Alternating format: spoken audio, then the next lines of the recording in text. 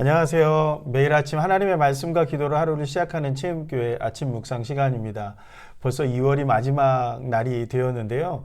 2월 한 달도 은혜 중에 잘 말씀 가운데 마무리되길 바라고요. 새로운 한 달도 하나님의 말씀과 기도로 은혜로운 한 달을 맞이하는 저와 여러분들이 되시기를 간절히 소망합니다.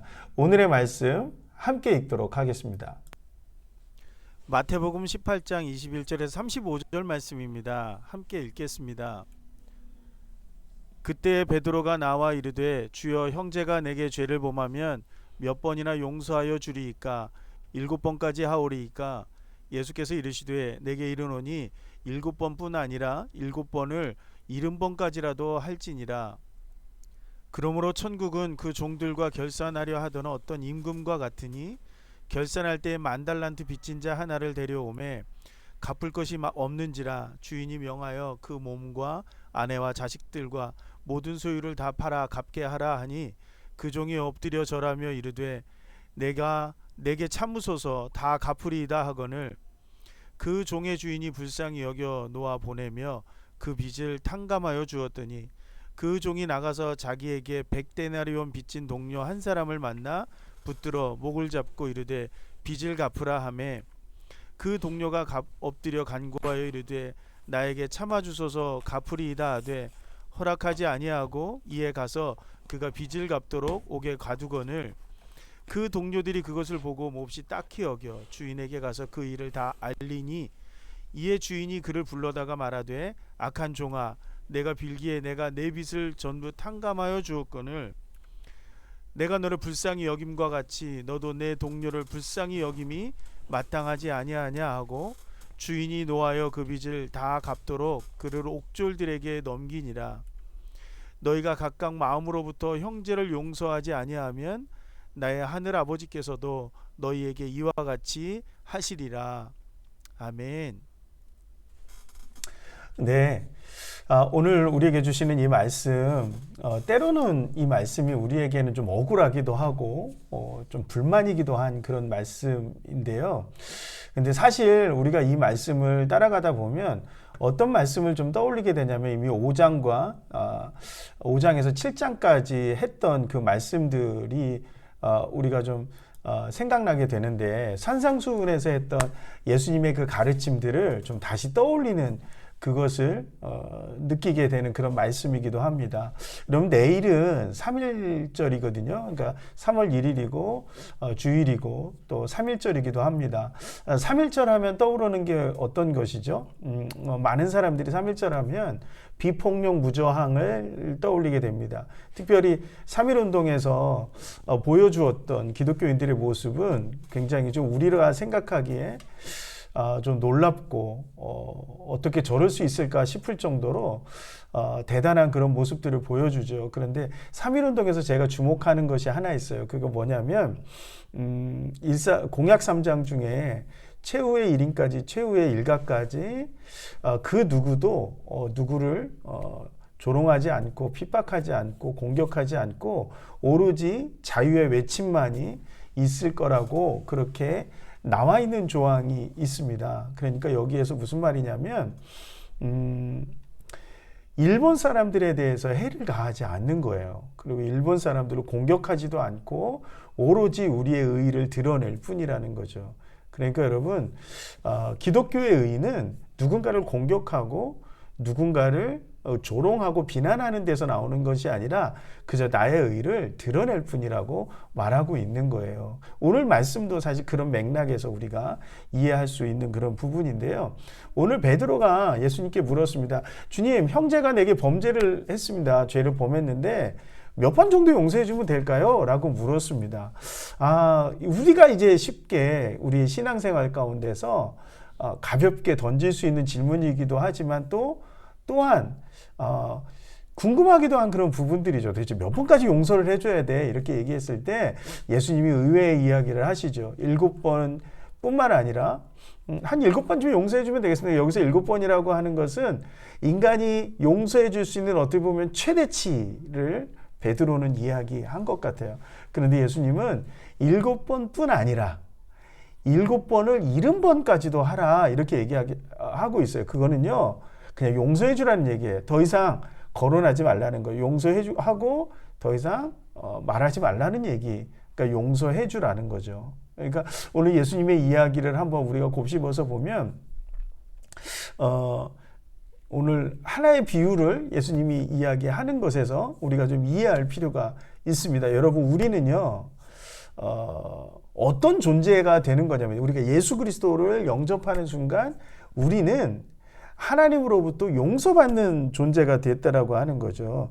예수님이 이 땅에 오신 목적은 우리를 용서해 주시기 위해서 우리를 용서해 주셔야만 그래야만 우리가 하나님과 화목하게 될 수 있고 하나님 앞에 설 수 있는 자격이 주어진다라고 하는 거예요. 그러니까 오늘 우리가 예배 중에 기도 중에 찬양 중에 하나님 앞에 섰다라고 하는 건 우리가 예수 그리스도를 믿음으로 말며 예수님이 우리를 용서해 주셨기 때문에 하나님 앞에 설 수가 있게 된다라는 거죠. 은혜를 받았습니다라고 하는 것 자체가 우리가 예수 그리스도 예수님으로부터 용서받은 존재입니다라고 고백하는 것이 된다라고 말할 수 있는 것이죠. 그러니까 오늘 예수님께서 아주 재미난 비유를 오늘 하나 들어주셨습니다. 10,000달란트 빚진 자가 주인에게 왔습니다. 그래서 주인이 뭐라고 했냐면 그 뭔가 안에 모든 조식을 다 팔아가지고 너 있는 거 다 팔아가지고 갚아라고 명령을 했다라는 거죠. 그런데 애원하는 거예요. 어떤 거예요? 내가 다 갚을 겁니다. 그러나 나를 좀 불쌍히 여겨 주시고 그 빚을 조금만 탕감해 주십시오라고 이야기했습니다. 그래서 그랬더니 주인이 뭐라고 여겼어요? 그것을 불쌍히 여겨서 그것을 다 탕감해 주었습니다. 이게 용서해 준 거죠. 그러니까 다 탕감해 주고 빚을 없애 주었다라는 거예요.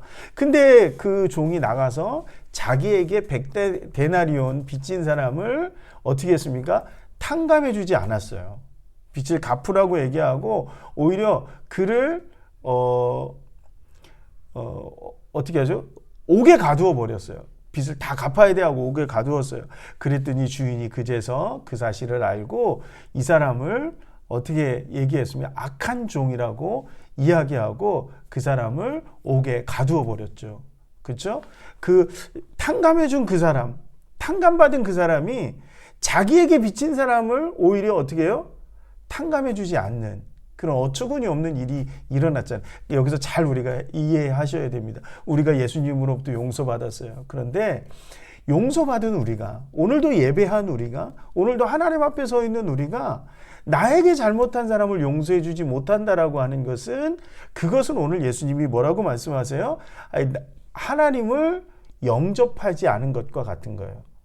내가 너희에게 용서하지 아니하면 하늘의 아버지께서도 너희를 용서하지 않을 거라고. 너희가 누군가를 용서하지 않으면 하나님이 오늘 그 10,000달란트 탕감받은 사람이 100데나리온을 빚진 사람을 탕감해주지 않은 그 사람을 옥에 가두신 것처럼 오늘 하나님은 그렇게 말씀하실 거라는 거예요. 여러분 우리는 은혜를 입은 자들이죠. 용서받은 사람들입니다. 그렇다면 우리가 해야 할 일은 용서하는 일밖에 없어요. 그 죄를 정죄하거나 비난하거나 조롱하거나 할 것이 아니라 그저 용서해 줄 그러한 의무밖에는 우리에게 남아있지 않다는 거예요. 억울하죠. 그렇죠? 억울하고 답답하고 어떻게 이럴 수 있어? 라고 하지만 우리의 억울함과 우리의 연약함은 하나님께서 갚으시는 거예요. 우리는 그저 용서하고 사랑하고 축복해야 될 그 책임과 권리만이 우리에게는 남아있다는 거예요. 우리에겐 그것이 의무입니다. 우리에겐 다른 의무가 주어지지 않았습니다. 누군가를 정죄하고 그래서 여러분 누구를 심판한다, 누구를 정죄한다 이것을 우리가 함부로 입 밖에 내서는 안 된다라고 하는 거죠. 그것이 어떤 법관으로서 해야 할 일이라면 모를까 우리는 용서하고 사랑하고 축복해야 한다라고 하는 그 의무만이 우리에게 있습니다. 때론 이게 저한테도 굉장히 무거운 십자가이기도 하고 어떻게 내가 이 억울함을 이걸 어떻게 풀어야 하지? 이런 마음이 들 때가 얼마나 많이 있는지 모릅니다. 그렇지만 여러분 그럴 때일수록 오늘 하나님이 나를 예수 그리스도를 통해서 용서해 주셔서 내가 하나님 앞에 섰다라고 하는 사실을 우리는 반드시 기억해야 합니다. 그래야만 우리가 온전한 그리스도인의 모습으로 나아갈 수가 있고 하나님도 우리를 온전한 그리스도인으로서 사용하실 수 있다라고 하는 겁니다. 여러분, 오늘 우리에게 주신 이 하나님의 말씀을 기억하면서 오늘 혹시 여러분들을 힘겹게 하고 있는, 내가 용서해 주지 못하고 있는 그 누군가가 있다면 하나님께 그를 용서할 수 있는 마음 달라고 기도하는 저와 여러분들이 되셨으면 좋겠고, 7번씩 70번이라도 용서하라고, 또 용서하고 용서하는 그런 그리스도인의 모습으로 우리가 한 발걸음 한 걸음 더 나아가는 그런 저와 여러분들이 되기를 소망합니다.